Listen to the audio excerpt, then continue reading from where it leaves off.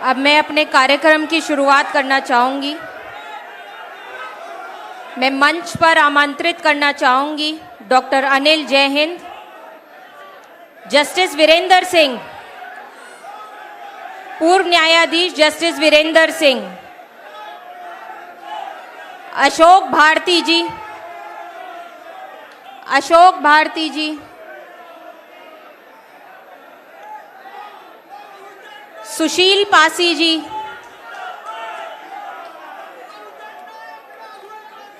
सुशील पासी जी,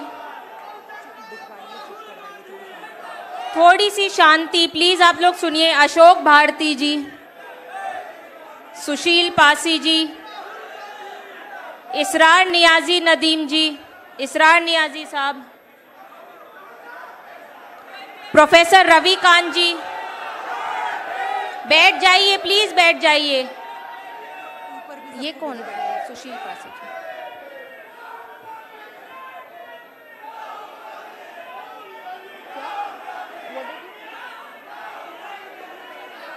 please आप सब बैठ जाइए, आप सब बैठ जाइए। Sushil Pasi ji, professor Ravi Kant ji,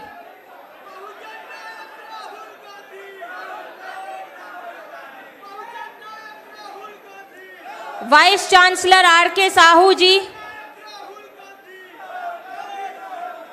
vice chancellor R K Sahu जी,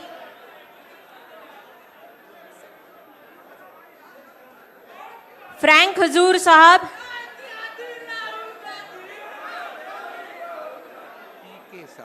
ओके सॉरी पी के साहू साहब, इसमें गलत लिखा हुआ था सर, सॉरी।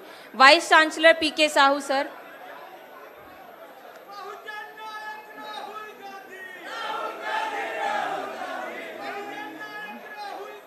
मीना कोटवाल जी, मीना कोटवाल जी,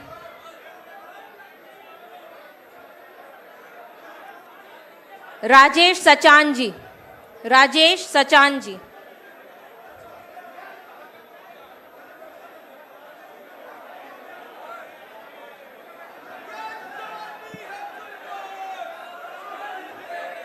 राजेश सचान जी। मैं मंच पर राजेश सचान जी, लाल रत्नाकर जी, लाल रत्नाकर जी, हाँ जी। मैं 1 मिनट,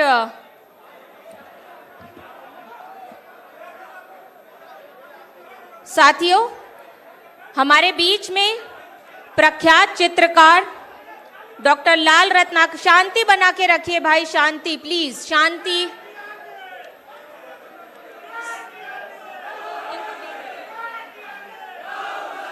साथियों मेरी बात सुन लीजिए, बैठ जाइए। आदि आबादी का जो चित्र अभी हमारे बीच में जो प्रख्यात चित्रकार है डॉक्टर लाल रत्नाकर जी, उनके बारे में बताना चाहूंगी। दुनिया जैसी आबादी आदि आबादी कहती है, वही आदि आबादी उनके चित्रों में पूरी दुनिया बनती है। वो चित्र लाई जाए, प्रतिष्ठा जी, वो चित्र लाया जाए, अपने दर्द और अपने भीतर समेटे रखती है और कितनी सहजता से अपना दर्द छिपाए रखती है। कहने को वो आदि आबादी है, लेकिन शेष आदि आबादी यानी पुरुषों की दुनिया में उनकी जगह सिर्फ हाशिए पर दिखती है। जबकि हमारी दुनिया में दुख दर्द को लेकर उत्सव त्योहार तक हर अवसर पर उनकी उपस्थिति अनुप्रिय है। उनके चित्रों के परिवेश का ये सवाल है, उसमें गांव इसीलिए ज्यादा दिखाई देता है क्योंकि खुद अपने आप को गांव के नजदीक महसूस करते हैं। सच कहें तो वो परिवेश में उनके संजीव, सटीक और वास्तविकता लगता है। पेंटिंग कौन कौन है भैया, नाम लेंगे, जल्दी लिस्ट दीजिए। स्टेज पे कौन कौन है? ये सब है, ये सब है।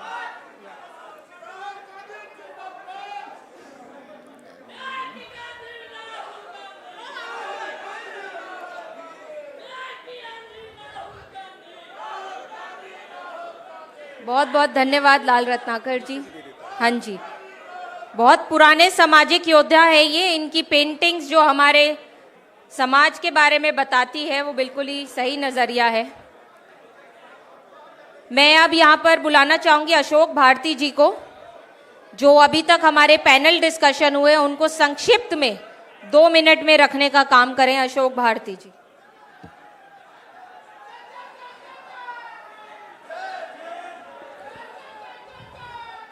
साथियों, माननीय जननायक न्याय योद्धा राहुल गांधी जी, मंच पर मौजूद श्री अनिल जैन जी, सुभाषिनी शरद यादव जी, जस्टिस यादव जी और तमाम साथियों, आज राहुल गांधी जी के आने से पहले यहाँ पर 4 पैनल में हम लोगों की चर्चा हुई।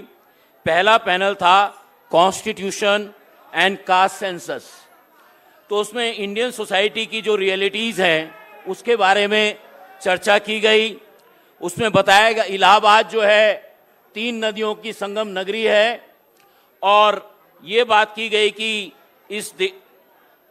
जो पार्टिसिपेंट थे 6 वक्ताओं ने अपनी सर्वसम्मति से ये बात की कि अभी जातिगत जनगणना भारत में होनी चाहिए। सितंबर में सरकार जो जनगणना करवाने वाली है 2011 में, जो 21 में होनी थी, सरकार की खबर आई है कि वो जनगणना सितंबर में करवाने वाली है।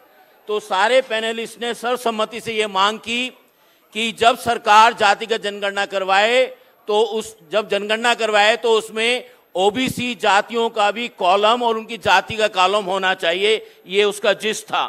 दूसरा panel constitution right to work का था। उसमें तमाम पैनलिस्ट ने 7 पैनलिस्ट थे, उन्होंने भारत में अनएम्प्लॉयमेंट को लेकर जो संकट है, नौजवानों में, शिक्षित नौजवानों में जो खास तौर से बेरोजगारी है, उसको लेकर अपनी चिंता जाहिर की और कहा कि जब तक लोगों में शिक्षा और वैज्ञानिक चेतना को लेकर काम नहीं किया जाएगा, शिक्षा, स्वास्थ्य और आजीविका की बात को सुनिश्चित नहीं किया जाएगा, तब तक रोजगार की बात करना बेमानी रहेगा। साथ के साथ ये भी बात की गई कि जैसे मनरेगा का कानून बना है, ऐसे ही educated unemployed youth guarantee act बनाना चाहिए। शिक्षित बेरोजगार नौजवानों के लिए रोजगार की गारंटी का कानून बनाना चाहिए। तीसरा पैनल संविधान और सामाजिक आर्थिक अधिकार पर था। उसमें 7 पैनलिस्ट थे। इस पैनलिस्ट ने संविधान को सामाजिक, आर्थिक और समानता का एक दस्तावेज, भारत का दस्तावेज मानते हुए ये बात की कि इसको वर्बेटिम भारत के संविधान को लागू करने की जरूरत है। अगर ये लागू किया जाएगा तभी इस देश में सामाजिक, आर्थिक और राजनीतिक न्याय हो पाएगा।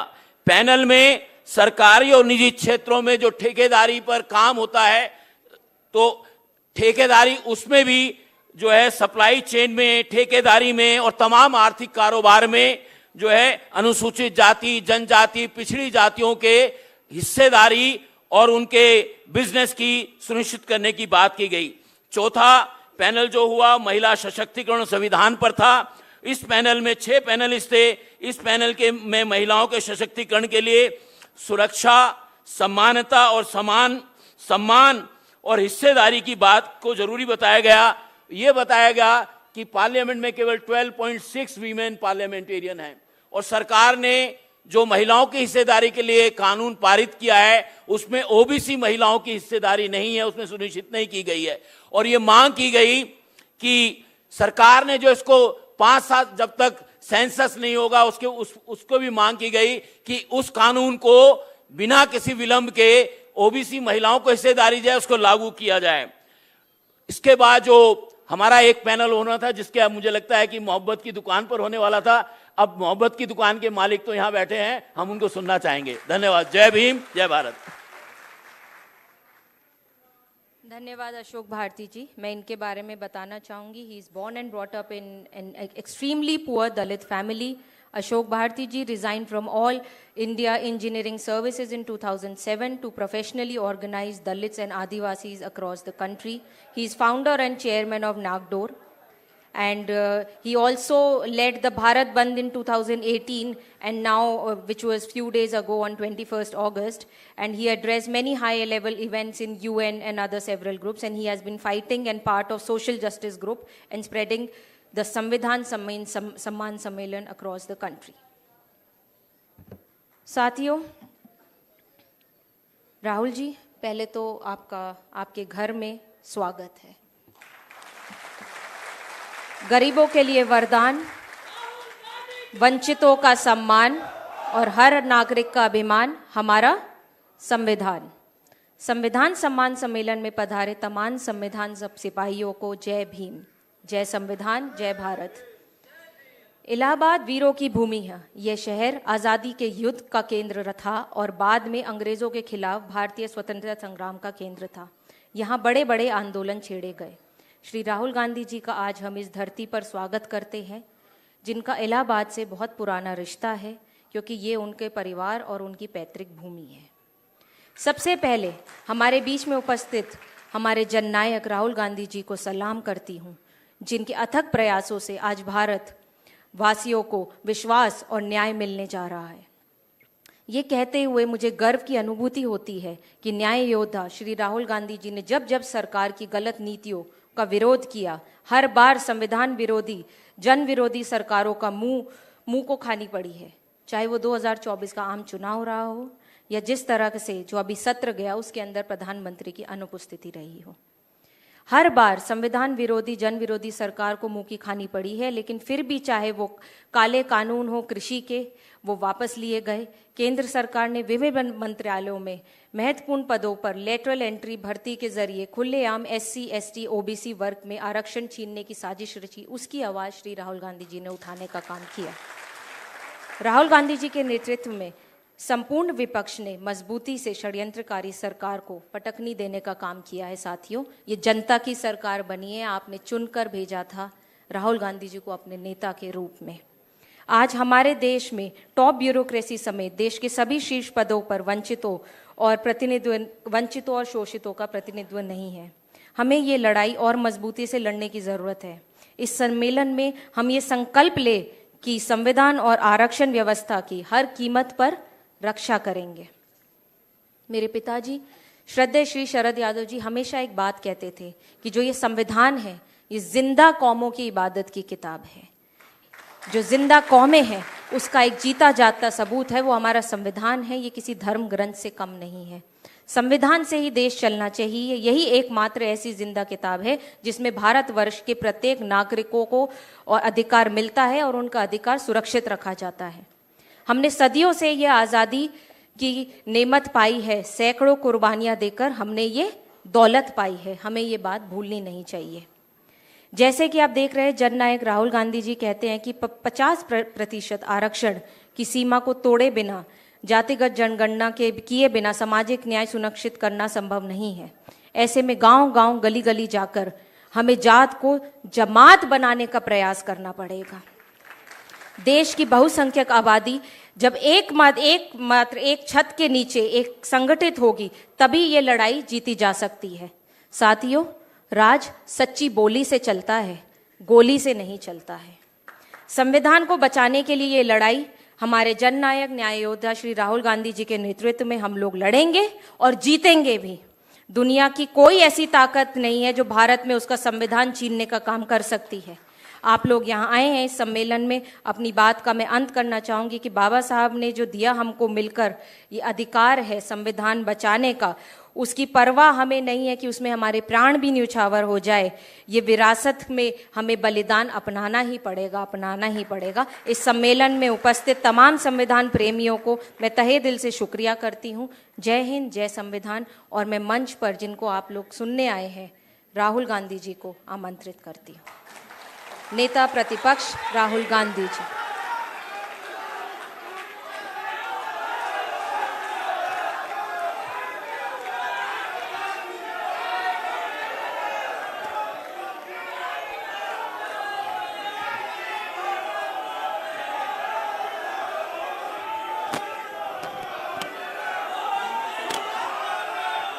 जस्टिस वीरेंद्र जी, अनिल जैहिंद जी, अशोक भाट जी, सुशील पासी जी, न्याजी नदीम जी, रविकांत जी, RK साहू जी, राजेश सचान जी, फ्रैंक हजूर जी, मीना कोटवाल जी, सुभाषिनी यादव जी, कांग्रेस पार्टी के सीनियर नेता, सिविल सोसाइटी के लीडर्स, मेंबर्स, मित्रों, आप सबका यहाँ बहुत बहुत स्वागत, नमस्कार।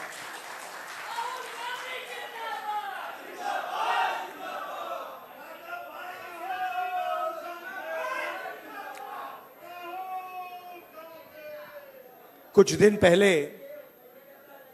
सबसे पहले आपका बहुत बहुत धन्यवाद कि आप सब यहां डिस्कशन के लिए आए, मेरी बात सुनने आए। इसके लिए आपको पहले ही मैं धन्यवाद करना चाहता हूं।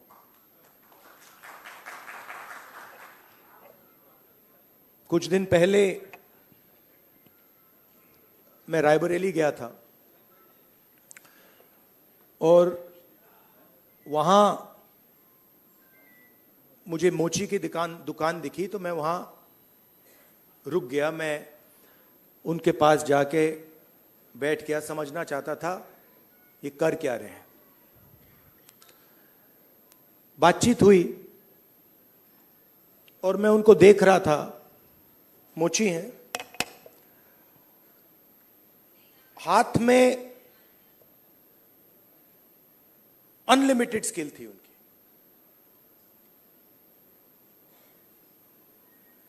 मतलब 30-40 साल का एक्सपीरियंस था। मैंने वो जूता लिया, मैंने बनाने की कोशिश की, वो मतलब सवाल ही नहीं उठता। मतलब मुझे 1-2 साल लग जाएंगे मतलब शुरू करने में। बातचीत हुई, मैंने पूछा क्या हो रहा है, कैसे चल रहा है। उन्होंने कहा ये जो मेरा बेटा है ये पहले मेरे साथ काम करता था, अब नहीं करता है, ये भाग गया, चला गया। तो मैंने कहा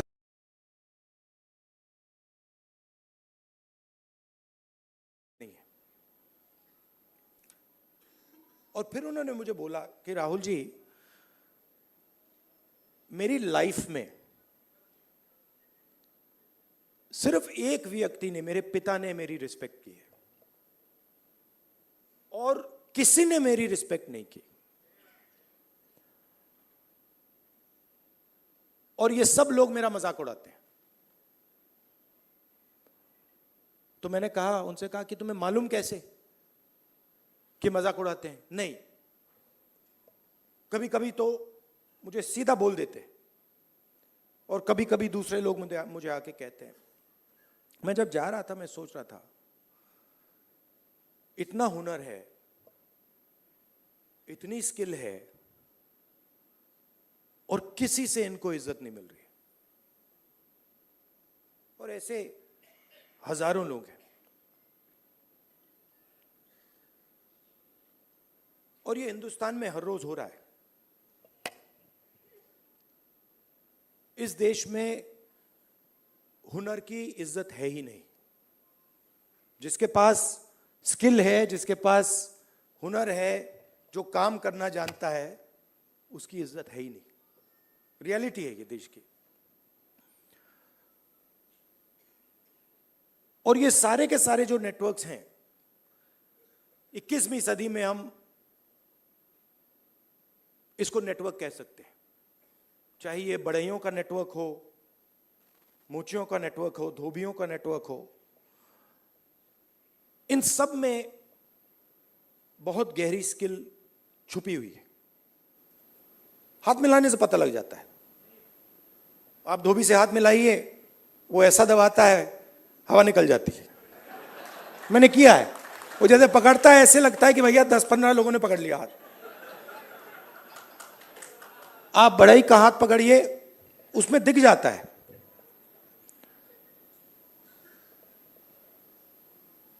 और फिर मैंने मोची भाई से बात की और मैं जो सिस्टम में काम करते हैं उनसे भी बात करता हूं, तो मुझे अंदर से दिखता है, बाहर से भी दिखता है। तो फिर जब मैं उनके साथ बैठा था, मुझे एक बात याद आई। यूपीए की सरकार थी और स्किल डेवलपमेंट मिशन यूपीए के सरकार ने शुरू किया। मतलब उसमें एक नए व्यक्ति को चीफ बनाया और उन्होंने मुझसे टाइम मांगा, तो मैंने कहा मिल लेता हूं। तो आए। टाटा कंपनी के लिए काम करते थे। आए, बैठे और उन्होंने मुझे, इंजीनियर थे शायद, उन्होंने मुझे हिंदुस्तान की जो स्किल डेवलपमेंट है उसके बारे में उन्होंने बोला। मैं सुना, आधा घंटा बोले कि हम आईटीआई बनाएंगे, आईटीआई में लोगों को ट्रेनर बनाएंगे, ये पूरा उन्होंने डिस्कशन किया। मैं सुन रहा था और फिर मैंने उनसे सवाल पूछा। मैंने कहा देखिए, आप आईटीआई में ट्रेनर लाते हो, वो बढ़ई को कारपेंटरी सिखाता है, प्लम्बर बनाता है, मगर आपने एक बात कभी सोची? कहते हैं क्या? कि आप कह रहे हो स्किल डेवलपमेंट, मगर हिंदुस्तान में स्किल की तो कोई कमी नहीं है। मतलब आप आईटीआई में बढ़ई तैयार कर रहे हो, मगर हिंदुस्तान में लाखों पर बढ़ई हैं, उनसे आप क्यों नहीं ट्रेनिंग कराते?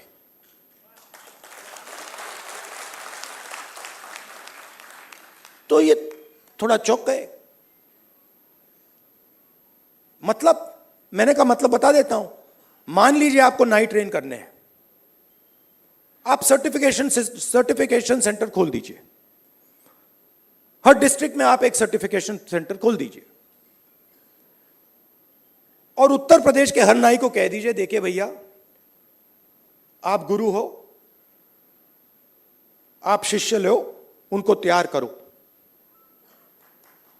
अपनी दुकान में तैयार करो और फिर उनको सर्टिफाई करो। अगर आपके जो शिष्य हैं सर्टिफाई हो जाएंगे,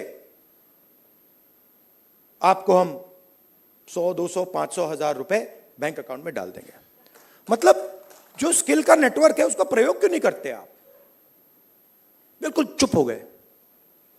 मतलब मुझे देख रहे थे कि ये मतलब व्यक्ति पागल है, इसको क्या हो गया। मतलब आप आईटीआई में, अच्छा मजे की बात बताऊं, ये जो हमारे ये मोची भाई हैं, इन्होंने मुझे बोला कि राहुल जी, मोदी जी ने नया प्रोग्राम शुरू किया, मुझे वहां बुलाया, मैं गया और फिर मुझे कहते हैं कि आपकी ट्रेनिंग कराएंगे। राहुल जी, मैं तो 40 साल से मोची का काम कर रहा हूं। सुनो, मैं वहां गया, वो जो उनका ट्रेनर था उसको मैं सिखा के आ गया।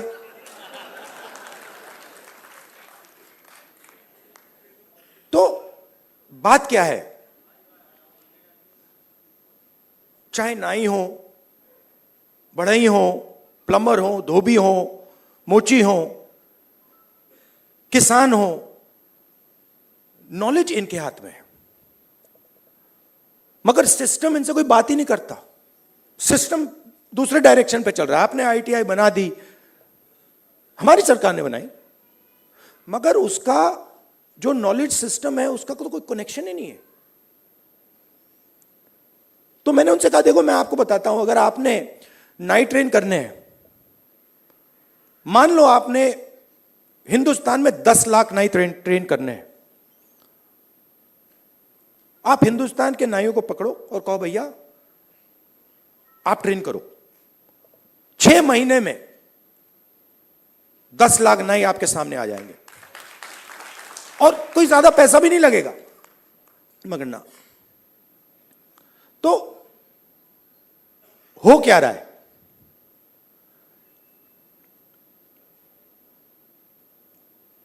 गाड़ी का इंजन होता है ना, उसमें सिलेंडर होते हैं। मोटरसाइकिल में कभी 1 सिलेंडर होता है, 2 सिलेंडर की होती है, ट्रक 8 सिलेंडर की, 10 सिलेंडर की होती है। हिंदुस्तान में मान लो हिंदुस्तान के इंजन में 10 सिलेंडर है, काम सिर्फ 1 सिलेंडर कर रहा है। मतलब 90% लोग बाहर बैठे हुए हैं और देख रहे हैं, और उनकी सिस्टम में कोई भागीदारी नहीं। उनके सिलेंडर में ना पेट्रोल मिलता है, ना मेंटेनेंस होती है, ना कोई चेकिंग होती है। एक सिलेंडर छोटा सा टक टक टक टक टक टक टक टक चल रहा है, कह रहे हैं भैया दुनिया में, और कहते हैं भैया सुपर पावर बन जाएगा। कैसे सुपर पावर बन जाएगा? 90% लोग सिस्टम के बाहर बैठे हुए हैं, हुनर उनके हाथ में है, स्किल उनके हाथ में है, ज्ञान उनके हाथ में है, उनका कोई कनेक्शन ही नहीं है।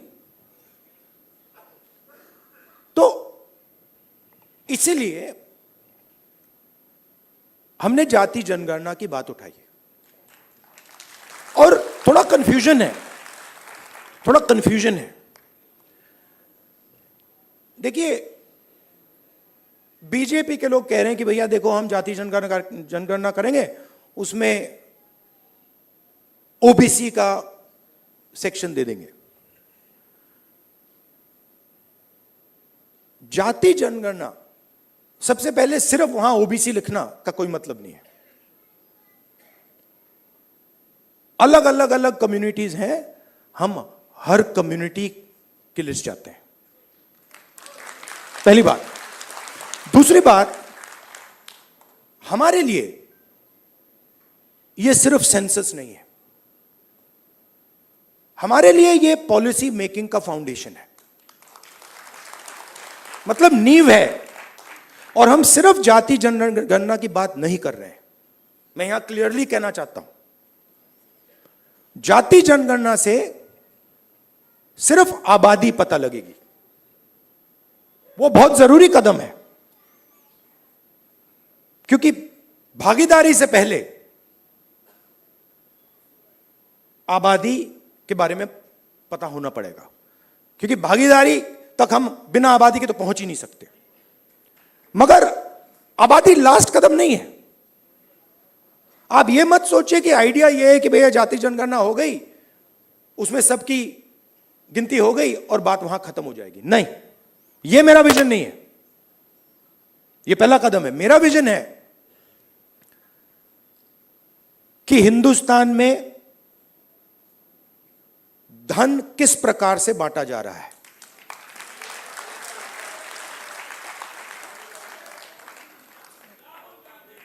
ओबीसी के हाथ में कितना है, दलितों के हाथ में कितना है, मजदूरों के हाथ में कितना है,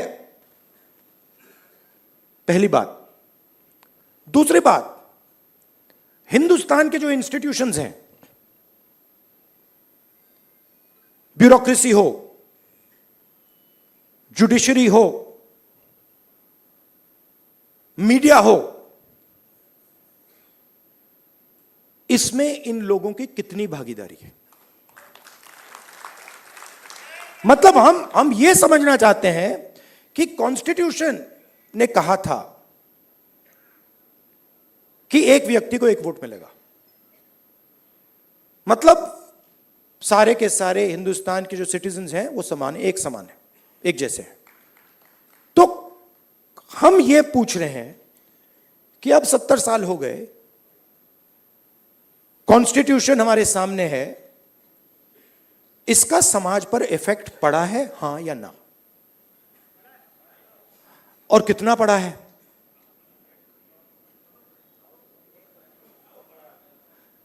पड़ा है।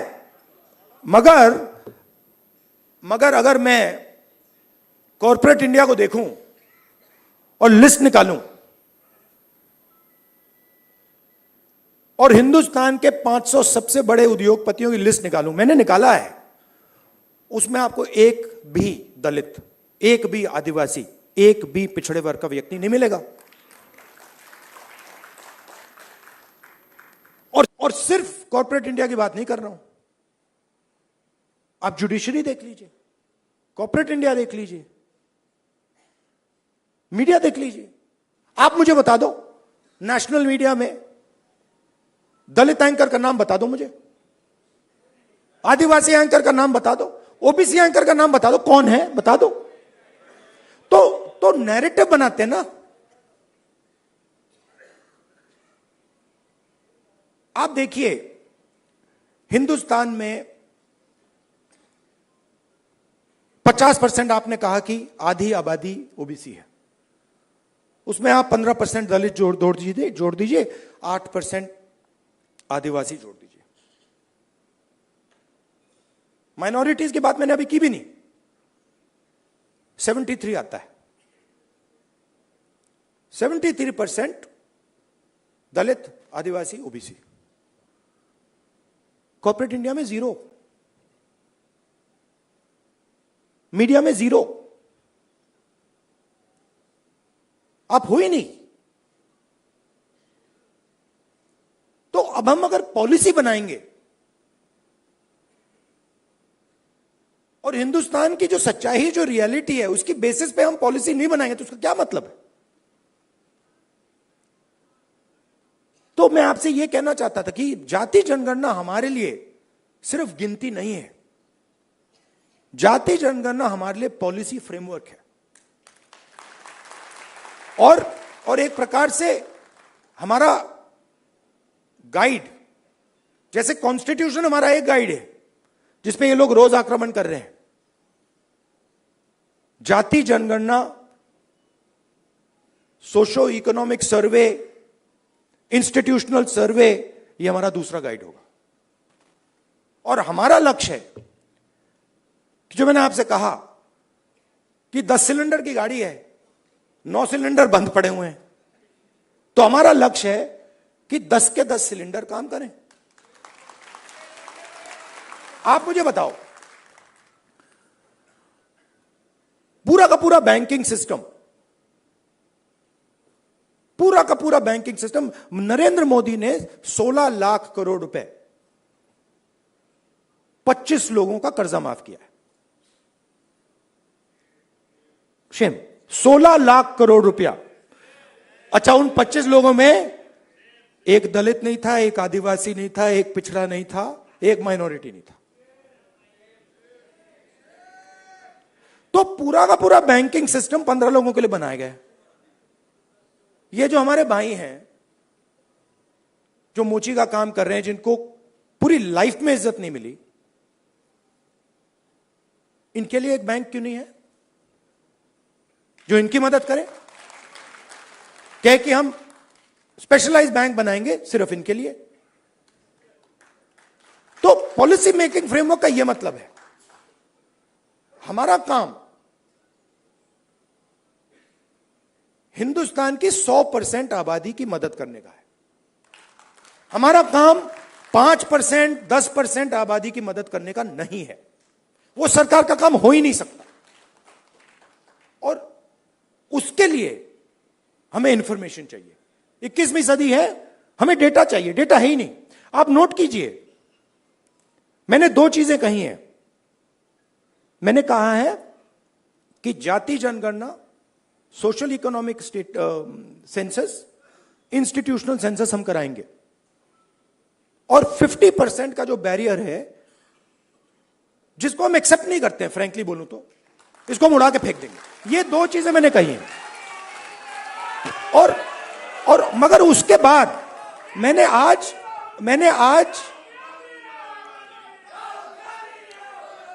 तक, सुनिए, आज तक उसके बाद हम क्या करेंगे मैंने नहीं बोला है। क्योंकि पहले मैं चाहता हूं कि हमारे सामने डेटा हो कि भैया इतने दलित हैं, हिंदुस्तान के इंस्टीट्यूशन में उनकी इतनी भागीदारी है। रिजर्वेशन की बात होती है मगर चांस नहीं मिलता। सच्चाई है, सब जानते हैं। उल्टा हो जाता है, लैटरल एंट्री हो जाती है। लैटरल एंट्री हो जाती है। मैं आपको गारंटी देता हूं, लैटरल एंट्री में आपको 90% का कोई नहीं मिलने वाला।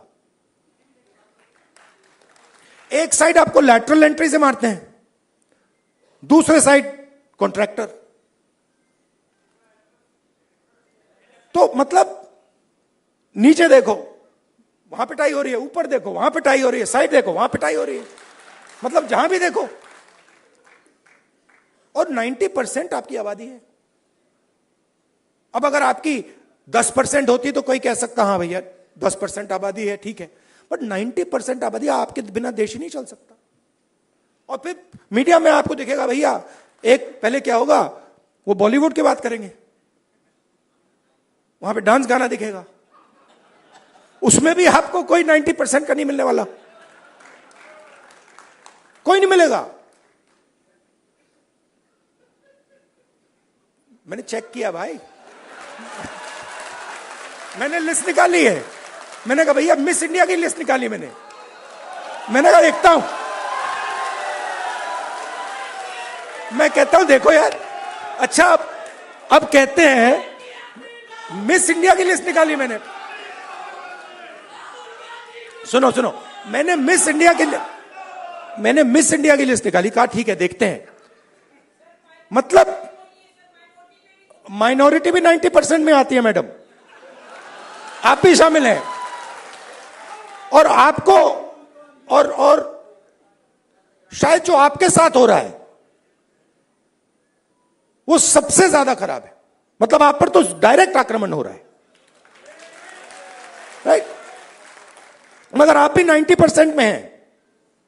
तो मैंने लिस्ट निकाली मिस इंडिया की। मैंने कहा भैया इसमें तो होगा, मतलब एक दलित महिला तो होगी, एक आदिवासी महिला तो होगी। ना दलित है, ना आदिवासी, ना ओबीसी, कोई नहीं।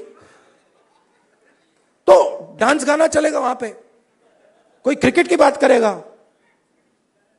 कोई बॉलीवुड की बात होगी, किसानों की बात नहीं होगी, मजदूरों की बात नहीं होगी। आपने कभी मीडिया में मोची का इंटरव्यू देखा है? बस मेरे चैनल पे आ रहा है और किसी चैनल पे नहीं आ रहा। आप चाहे मोची हो, बढ़ई हो, प्लम्बर हो, धोबी हो, कभी नहीं दिखेंगे। और ये देश को चलाते हैं लोग। और फिर मीडिया में कहते हैं भैया मोदी जी गले लग गए, सुपर पावर बन गया। कभी वो यूक्रेन भागेंगे, कभी रूस भागेंगे, वो कभी गले लगेंगे और फिर भैया सुपर पावर बन गया, सुपर पावर बन गया। मतलब कैसे बन गया? 90% लोग मतलब शामिल ही नहीं है उसमें, बेरोजगार हैं, भूख लग रही है। तो पूरा का पूरा मतलब डिस्कशन वही 10-15 लोगों में होता है। वही एंकर हैं, वही एक्सपर्ट हैं, वो 5-6 लोग हैं, वही बात बोलते रहते हैं एक दूसरे से, और बाकी हिंदुस्तान देखता रहता है। इसलिए ऐसे डिस्कशन बहुत जरूरी है कि भाई 90% क्या सोच रहा है, क्या हो रहा है, क्या इश्यूज हैं, क्या मुद्दे हैं। अच्छा, आप एक और बात नोट कीजिए, किसी की टांग टूटती है, वो कहता है भैया मैं अस्पताल में जाके एक्सरे करना चाहता हूं। कभी कोई उससे कहता है नहीं करो एक्सरे? कभी नहीं, कोई नहीं कहेगा ना कि भैया एक्सरे मत करो। वो चिल्ला रहा है कि भैया मेरी टांग टूटी है, लोग कह रहे नहीं एक्सरे मत करो। नहीं, बट यहां ये हो रहा है, मैं कह रहा हूं जाति जनगणना करना है, एक्सरे करना है, सारी मीडिया वाले कह रहे हैं नहीं करना है। क्यों नहीं करना है? मतलब हमने उसके बाद एक शब्द नहीं बोला क्या करेंगे, हमने सिर्फ यह बोला कि भैया हमें डेटा चाहिए। दलित कितने हैं, आदिवासी कितने हैं, माइनॉरिटीज कितने हैं, जनरल कास्ट के लोग कितने हैं, गरीब जनरल कास्ट के लोग कितने हैं, और कौन सी संस्थाओं में बैठे हैं, बिजनेस में कितने हैं, बॉलीवुड में कितने हैं, मिस इंडिया में कितने हैं। बस हम पता लगाना चाह रहे हैं। सारे के सारे मीडिया वाले, मोदी जी कहते हैं नहीं भैया पता नहीं लगाओ, देश को बांट रहे हो। भाई 90% की हम बात कर रहे हैं, आप कह रहे हो देश को बांट रहे हैं। कैसे देश को बांट रहे हैं? मतलब हम सिर्फ ये कह रहे हैं कि भैया 90% लोगों के पास भागीदारी है, हां या ना, चेक करो। कहते नहीं देश को बांट रहे हो। तो जो भी संस्थाएं हैं, इलेक्शन कमीशन हो, मीडिया हो, फ्री मीडिया हो, जुडिशरी हो, ये सारी की सारी संस्थाएं कहां से आई? ये इधर से आई। आप इसको मिटा दो तो हिंदुस्तान में एक संस्था नहीं बचेगी। कोई इलेक्शन कमीशन नहीं बचेगा, कोई रिजर्वेशन नहीं बचेगा। जो आपने कहा कि कॉन्स्टिट्यूशन से फायदा मिला, वो 5-10 साल में सब खत्म हो जाएगा। तो जाति जनगणना जो है वो इसको मजबूत करने का काम है। ये आप समझिए, कॉन्स्टिट्यूशन की रक्षा हम कर रहे हैं जाति जनगणना के थ्रू। क्यों? क्योंकि इसको 10% ने नहीं बनाया है, इसको 100% ने बनाया है। और मैं यह भी कहना चाहूंगा कि इसकी सबसे ज्यादा रक्षा आप लोग करते हो। इसकी रक्षा गरीब करते हैं, किसान करते हैं, मजदूर करते हैं, दलित, आदिवासी, पिछड़े लोग, गरीब, जनरल कास्ट के लोग इसकी रक्षा ये करते हैं। अदानी जी इसकी रक्षा नहीं करते।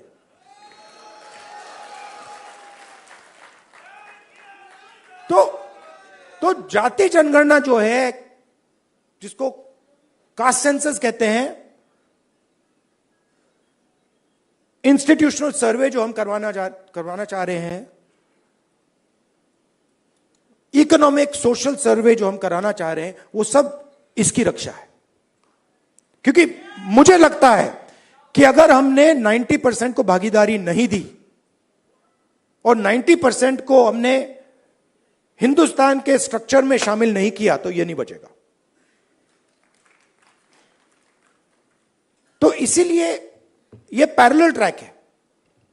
मुझसे किसी ने पूछा, आप संविधान की बात कर रहे हो और आप जाति जनगणना की बात कर रहे हो और आप रिजर्वेशन को 50% से बढ़ाने की बात कर रहे हो। मैंने कहा ये तीनों एक ही चीज है। ये दोनों जो चीजें हैं इसको बचाने की। क्योंकि अगर हम देश में 90% लोगों को भागीदारी नहीं देंगे तो ये नहीं बचने वाला। और हमारा लक्ष्य इसको बचाने का है। ये हिंदुस्तान के गरीब लोगों का प्रोटेक्शन है, किसानों का, मजदूरों का ये प्रोटेक्शन है। इसके बिना जैसे पहले होता था, राजा महाराजा के टाइम में जो मूड में आता था कर देते थे। वो मोदी जी मॉडल चलाने की कोशिश कर रहे हैं, महाराजा वाला, वो शहंशाह वाला मॉडल। हमने मोदी जी को यह करवा दिया।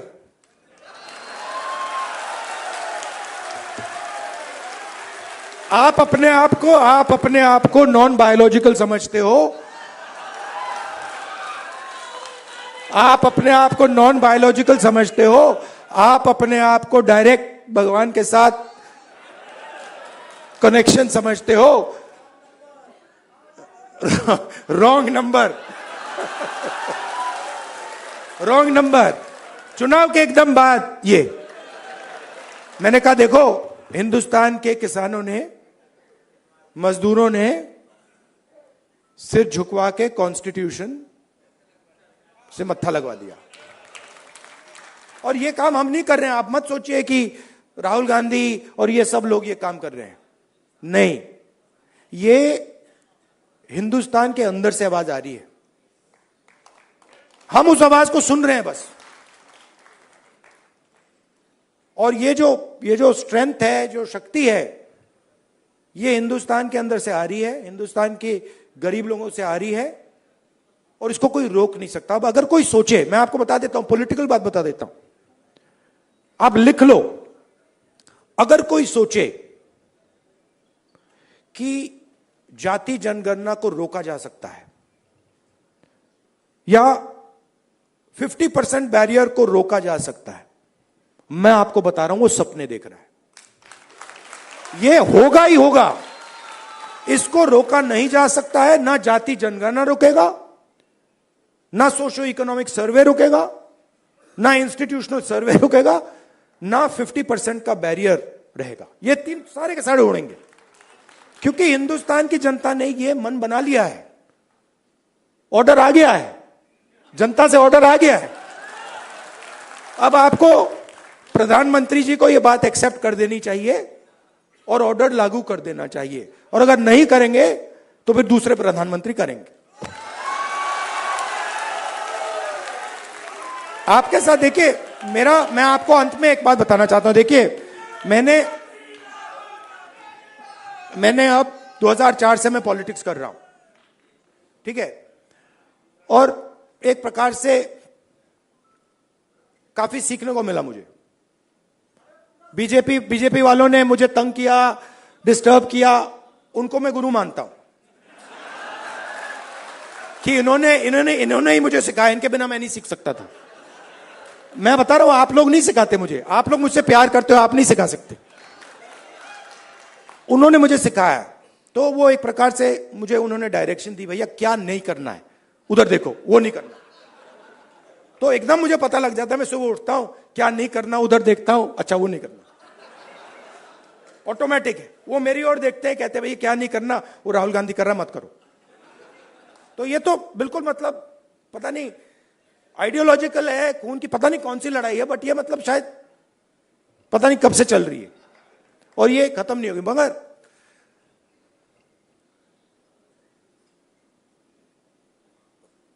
हर राजनेता के लाइफ में, हर में नहीं मगर जो सीरियस राजनेता होते हैं उनकी लाइफ में कभी कभी राजनीति से आगे चीज बढ़ जाती है। मैं जाति जनगणना राजनीति के लिए नहीं कर रहा हूं, ये आप मत सोचिए, मुझे इसमें इंटरेस्ट नहीं है। मैं पता है क्यों कर रहा हूं, क्योंकि मुझे जब मैंने हजारों लोगों से बात की है, जब मैंने उस मोची भाई से बात की ना, और उसने मुझे बताया कि किसी ने मेरी इज्जत नहीं की लाइफ में, मैं इस बात को एक्सेप्ट नहीं कर सकता। मैं इस बात को एक्सेप्ट करने को तैयार नहीं हूं कि हिंदुस्तान में ऐसे लोग हैं जिनके पास हुनर है, एक्सपीरियंस है, समझ है, मगर रिस्पेक्ट नहीं। मैं इसको एक्सेप्ट नहीं कर सकता। बाकी लोग एक्सेप्ट कर ले, मुझे कोई फर्क नहीं पड़ता। तो मेरे लिए ये औजार है, जाति जनगणना हो, 50% रिजर्वेशन हो, मेरे लिए ये जो हिंदुस्तान के जो आत्मा है, 90% जिसको मैं कहता हूं, गरीब लोग हैं, किसान हैं, उनको इस देश में शामिल करने के औजार है। और मेरे लिए ये मिशन है, मेरे लिए ये, इसमें कोई मतलब, आप देखोगे आने वाले समय में पॉलिटिकल नुकसान भी होगा, तब भी करूंगा, आप देख लेना।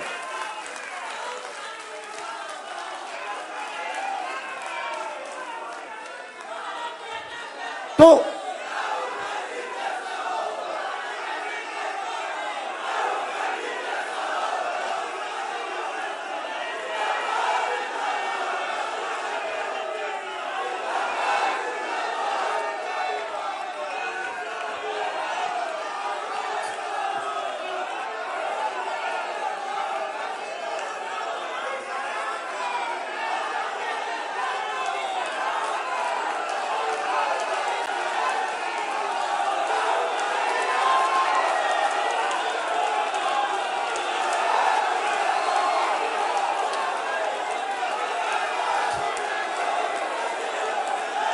अच्छा बोलने दो।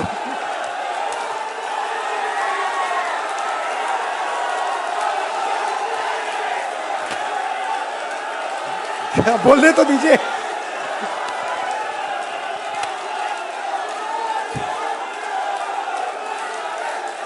एक बार मैं छोटा था, अच्छा सुनिए दादी, एंड करता हूं मैं अपनी साइकोलॉजी, थोड़ी सी आपको साइकोलॉजी समझा देता हूं।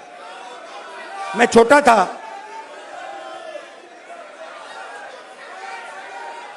सुनिए थोड़ी सी मैं आपको, तो हुआ क्या, एक दिन एक जर्नलिस्ट आए मेरे पास, लव यू ब्रदर, एक जर्नलिस्ट आए मेरे पास, सीनियर जर्नलिस्ट हैं, तो वो मेरे पास आए, जो मैंने आपको अभी बोला ना, नुकसान हो जाएगा तो भी करूंगा, तो उसको समझा रहा हूं।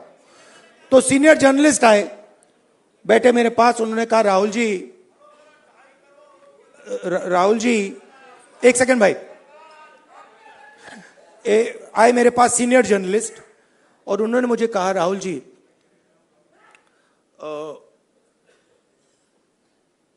मैं पाकिस्तान के नेता थे, पता नहीं मुशर्रफ थे या नवाज शरीफ थे, मैं उनको बहुत अच्छी तरह जानता हूं। उन्होंने मुझे कहा, तो मैंने कहा, तो उन्होंने कहा कि मैं उनसे जाके मिला और मैंने उनसे कहा कि देखिए, अगर आपने हिंदुस्तान और पाकिस्तान के बीच में पीस करवा दी तो बहुत अच्छा होगा। तो फिर उस व्यक्ति ने, पता नहीं मुशर्रफ था या कौन था, मुशर्रफ ने कहा क्यों? और जर्नलिस्ट ने कहा कि क्योंकि अगर आप हिंदुस्तान और पाकिस्तान के बीच में पीस करा दोगे तो सदियों के लिए लोग आपका नाम याद रखेंगे। लॉजिक ये थी। मैं सुन रहा था, मुझे बता रहे थे, मतलब कि आपको नाम याद रखवाने के लिए काम करना चाहिए। मतलब मैं सोच रहा था, और जैसे मैं सोच रहा था, सुन रहा था उनकी बात, मुझे एक बात और याद आई। यही सवाल मैंने दादी से पूछा था जब मैं छोटा था। मैं दादी के पास गया, मैंने कहा दादी,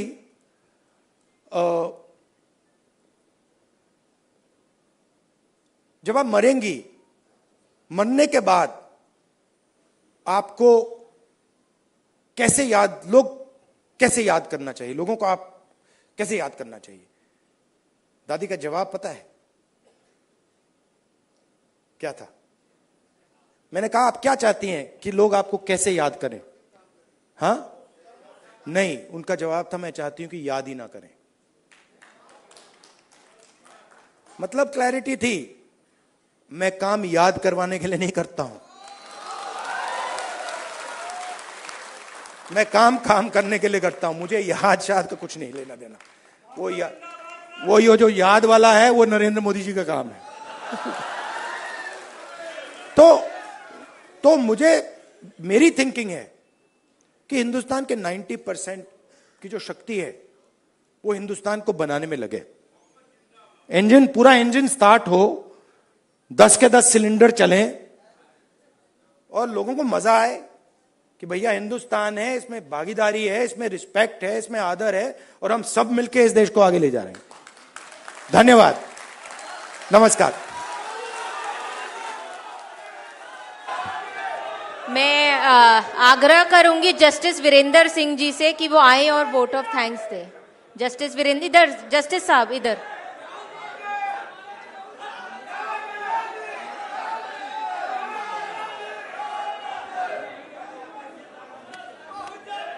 युवा जननायक हमारे बीच में। साथियों, 1 मिनट लीजिए। युवा जननायक और प्लीज, प्लीज सभी लोग जरा बैठ जाएं। दो मिनट के लिए बैठ जाएं। राहुल जी बैठे। मैं सभी से अनुरोध करता हूं कि 2 मिनट के लिए बैठ जाएं। प्लीज प्लीज, कृपया बैठ जाएं। साथियों, अभी थोड़ा बैठ जाएं, अभी सत्र चालू है, थोड़ा बैठ जाएं, उसके बाद मिलेंगे। थोड़ा बैठ जाइए, थोड़ा प्लीज थोड़ा बैठ जाइए, प्लीज थोड़ा सा बैठ जाइए। जज साहब को अपनी बात पूरी कर लेने दीजिए। 1 मिनट बैठ जाइए प्लीज। 1 मिनट का समय दीजिए, प्लीज बैठ जाएं, शांति रखिए। साथियों, आज इस सामाजिक न्याय के संविधान सम्मान सम्मेलन में जननायक युवा न्याय के पुरोधा राहुल जी ने जो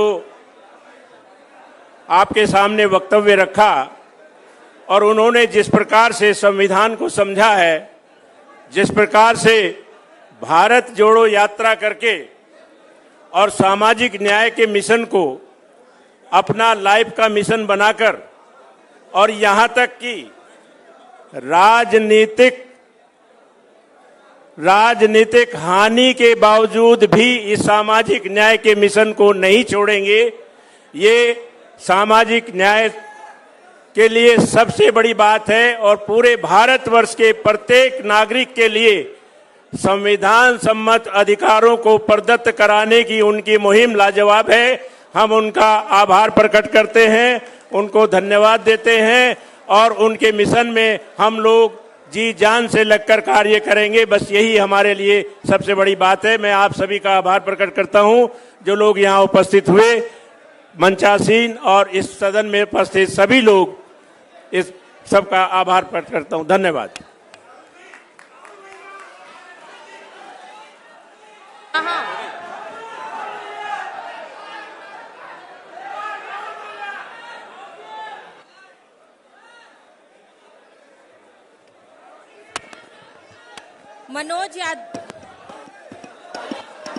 मनोज यादव जी, मनोज यादव जी, राजेश सचान जी, महेंद्र मंडल जी, सुनील सरदार जी, आराम से एक एक करके लाइन।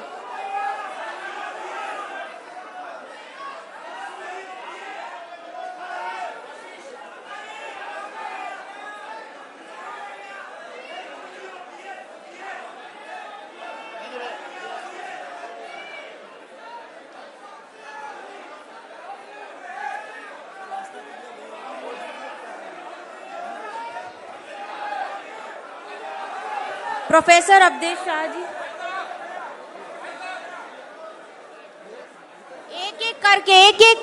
एक एक करके कृपया लाइन बना लीजिए, एक एक करके। प्रोफेसर अवधेश शाह जी, एक एक करके, एक एक करके, एक एक करके। सुनील सरदार जी जाइए, अजय सरोज जी जाइए, डॉक्टर लाल रत्नाकर जी, अनिल सिंह जी, प्रोफेसर अवधेश शाह,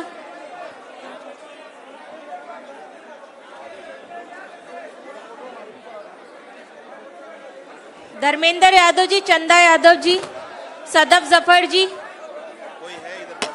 हाँ सदफ जफर जी, हाँ आइए, अजरा मोबिन जी, एक मिनट इनको।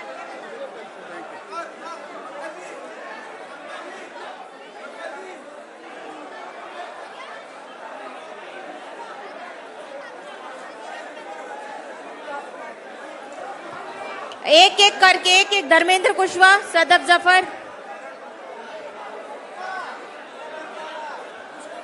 ये बिल्कुल तरीका ठीक नहीं है, आप लोग हटते जाइए। हाँ आइए, इनको आने दीजिए, अहमद जी को। आप लोग एक एक करके हटते जाइए। मैं